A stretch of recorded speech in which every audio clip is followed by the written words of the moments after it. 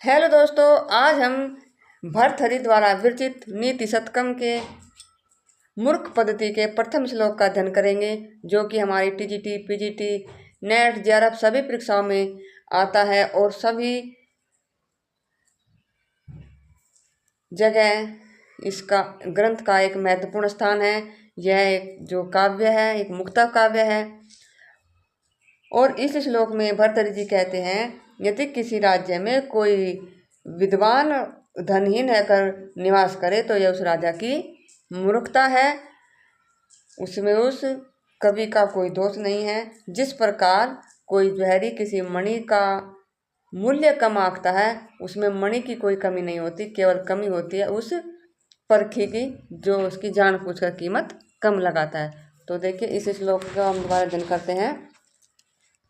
शास्त्रों परस्कृत सुंदर शब्द गिरा, शिष्य परदयागमा, विख्यातो कवियो वसंती, विषये यस्य प्रभु निर्धना, तजाढ्यम वसुधापतिस्य सुधये अर्थ विना ईश्वरा,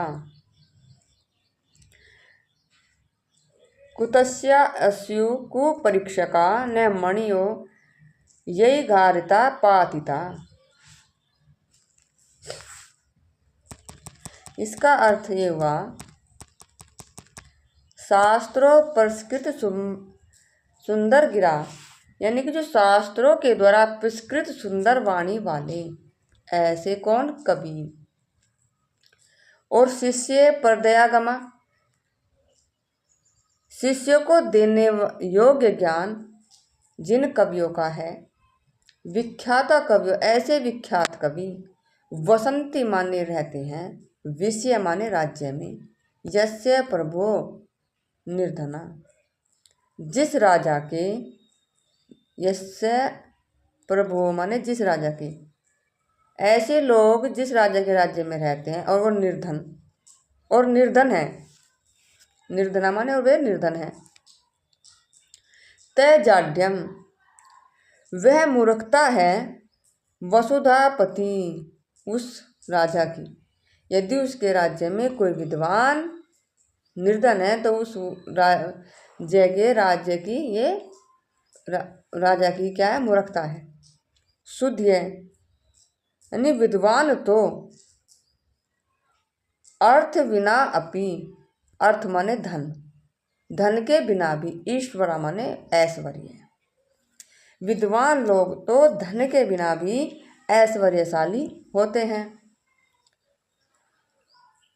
कुतस्य ऐश्वर्य का अर्थ, और वे राजा वसुधापति, यानी कि वे राजा क्या होते हैं, निंदनीय होते हैं, निंदा के पात्र होते हैं। वे राजा निंदा के पात्र होते हैं जिनके राज्य में विख्यात कवि, विद्वान कवि क्या होते हैं, निर्धन होते हैं।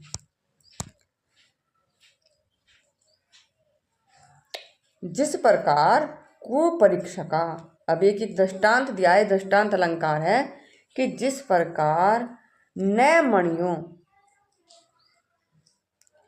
यानी के मणि, ये गारिता पातिता, कि मणि की कीमत को कम आंकना। जिस प्रकार कोई परखी, बुरा परखी या परीक्षक, बुरा परीक्षक किसी मणि की कीमत को कमतर आंकता है, ये उस मणि की गलती नहीं है, बल्कि जिस कुपरीक्षक ने उसकी कीमत को कम लगाया है उसकी कमी है। एक बार इसकी व्याख्या ध्यान से सुनना। यह तो जड़ता उस राजा की है जिसके राज्य में ऐसे ऐसे प्रसिद्ध कवि धनहीन रहकर निवास करते हैं, जिनकी वाणी परम मनोहर और शास्त्रों के ज्ञान से प्रकृष्ट है, और जिनका ज्ञान विश्व यानी कि शिष्य मंडली में वितरण करने योग्य है, यानी कि आने वाले जो हमारे भावी पीढ़ी हैं, बच्चे हैं, उनको देने योग्य जो ज्ञान है, ऐसे ज्ञान वितरण करना योग्य है। तो ऐसे शुद्धिकरण, ऐसे विद्वान लोग तो धन के बिना भी महान होते हैं, वे बड़े पूजनीय होते हैं। जिस प्रकार मणि खराब नहीं है, कोई भी मणि खराब नहीं होती, और जो उसका कुपरीक्षक, जो उसका परखी होता है, रत्न परखी, वो मणि को न पहचान कर उसका मूल्य कम आंकता है। भाई वो तो उस कुपरीक्षक की कमी है कि उसे मणि की कीमत का ज्ञान नहीं है कि ये मणि कितनी कीमती है, और वो उसकी कीमत क्या है, कम आंकता है। तो इसमें मणि का दोष नहीं है। जिस प्रकार मणि को जांचने वाले का दोष है, उसी प्रकार यदि किसी राज्य में कोई विद्वान कवि निर्धनता के साथ अपना जीवन व्यतीत कर रहा है उसके राज्य में रहकर, तो वो उस विद्वान का अपमान नहीं है, ये उस राजा का अपमान है जो उस राज्य का राजा है। तो दोस्तों, हमें अपने जीवन में इस श्लोक से यही सीख मिलती है कि हमें विद्वानों का सम्मान करना चाहिए, और विद्वानों को हमें पहचानना भी अवश्य आना चाहिए। इस श्लोक का यही एक निगूढ़ अर्थ है कि कहीं भी हो, विद्वान का जो है, वहाँ के राजा को, आम जनता को तो कोई मतलब नहीं, लेकिन राजा की ये जिम्मेदारी बनती है कि उस विद्वान का वह सम्मान करे।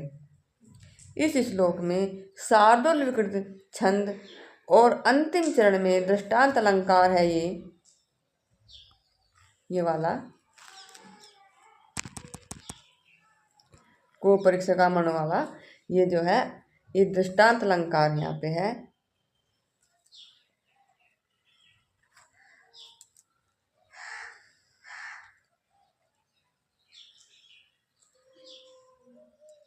तो सभी संस्कृत प्रेमियों से मेरा विनय है कि शब्द अर्थ हम एक बार फिर दोहराएंगे, और सभी शब्द अर्थों को अपने हाथ से अपनी नोटबुक में नोट करें, तभी उनको परीक्षा के टाइम ये स्मरण रहेंगे, अन्यथा भूल ही जाते हैं। तो चलो एक बार देखते हैं।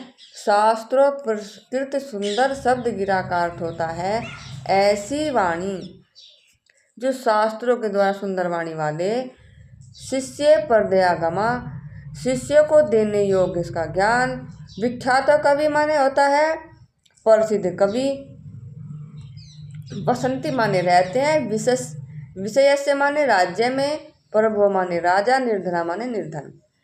तैजा ढम का अर्थ होता है वह मूर्ख है, वसुधापति राजा।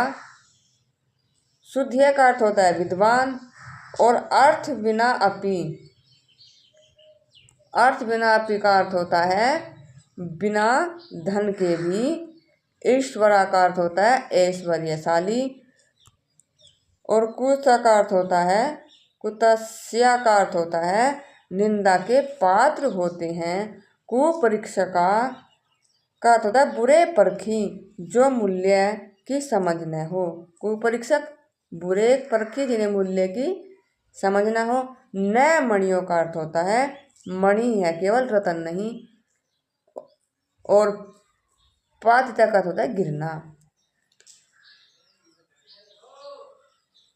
अगर आपको यह वीडियो पसंद आई है और इस तरह का कोई कमेंट करें, और अगले वीडियो के लिए अगर इसमें आपको कोई कमी नज़र आती है तो कमेंट कर कृपया अवश्य मुझे बताएं। धन्यवाद।